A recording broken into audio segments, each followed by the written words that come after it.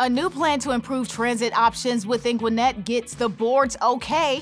A new McDennis Ferry Road interchange on I-85 gets state funding, while a public meeting on October 11th kicks off a new airport master planning process. I'll talk with Gwinnett Solicitor General about our 5K run to raise awareness for a very, very good cause. And upcoming events include a Hispanic Latino Heritage Celebration at the beginning of October and a Gwinnett Police hiring event just a few days later. Those stories and more in this edition of Eye on Gwinnett. Thank you so much for watching. Always a pleasure to see you. A new transit development plan that we know here, called TDP, got unanimous approval from commissioners. The new plan is based on the idea that all residents should have access to public mobility options throughout the county. So great news, and congrats to the folks in transportation for all their hard work. And Gwinnett is doing it, y'all. We have more congratulations, including to Judge Sean Bratton and Judge Rhonda Colvin, because Gwinnett County DUI Court has been recognized by the state as, get this, Model DUI Court of 2023 during the Council of Accountability Court Judges annual conference in Athens. Gwinnett judges continue to be recognized for their work to reduce recidivism and improve lives. So again, congratulations. And speaking of improving lives, a long-awaited new I-85 interchange at McDennis Ferry Road is finally moving ahead. The state DOT has awarded a $25 million construction contract to Norcross-based CMES Inc. The new access and exit points will relieve congestion on the expressway and reduce accidents at Lawrenceville-Swanee Road when it opens in just a few years, 2026. And more improvements in Gwinnett. A new master plan for Gwinnett's Briscoe Field General Aviation Airport in Lawrenceville needs input, not putt, from the public. That's you. Well, we do need a hole-in-one on this one. The first open house is set for Wednesday, October 11th. You can drop in between 6 and 8 p.m. in Conference Room A. That's at the Gwinnett Justice and Administration Center. Grab your pens. The address is on your screen, but it's 75 Langley Drive in Lawrenceville. Hey there, folks. This next story, this next event is near and dear to my heart because it doesn't know a face, it doesn't know an age, but it does know a community that's willing to step in and help. And that's exactly what the Gwinnett County Solicitor General's office is doing. They will hold their inaugural Dash for Domestic Violence Awareness 5K on Saturday, October 7th at 8 a.m. at Alexander Park. Here to join me is Madam Solicitor General Lisa Marie Bristol. Madam Solicitor, thank you so much for joining me, and thank you so much, y'all. First time on the show. Thank you so much for having me. It's such a pleasure to be here and an honor to be able to talk about this very important topic.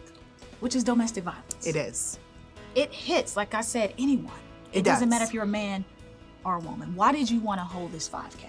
Well, in my office, we handle domestic violence cases at a great volume. And what people don't always realize is domestic violence is something that affects all genders, it affects all socioeconomic statuses, it affects so many people across our communities, children, even sometimes our pets.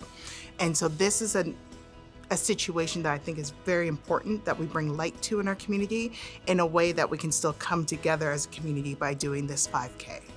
And it can affect people not just physically, but verbally, mentally, emotionally.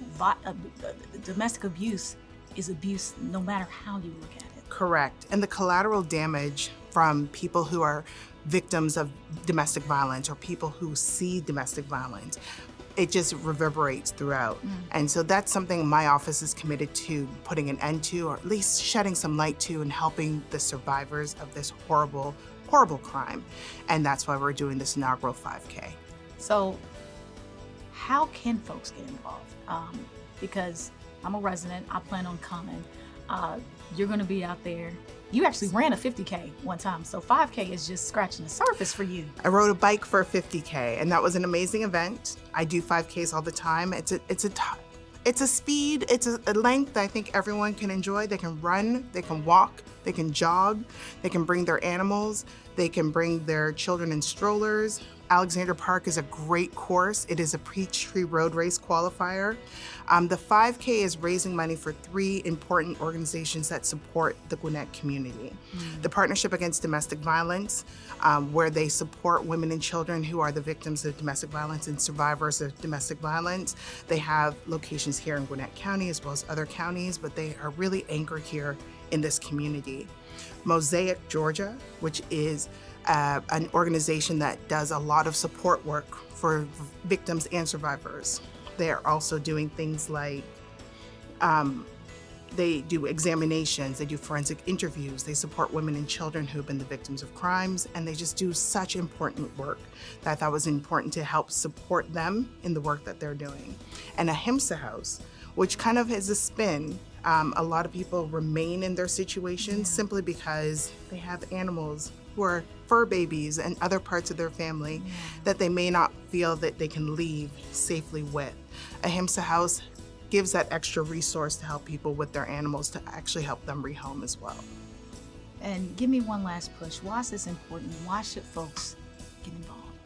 Folks should get involved because domestic violence doesn't just affect the victim themselves. It affects our entire community. It invades the entire community. And it's something that if we can work to eliminate, if we can work to shed light on, to educate, and to rehabilitate those who suffer at the hands of it, those who commit these crimes, it can really help restore a lot in our community. And that's something I'm working very hard to do. And the beautiful thing about this is it's the first time event that your office has ever done. But the community is not only getting involved.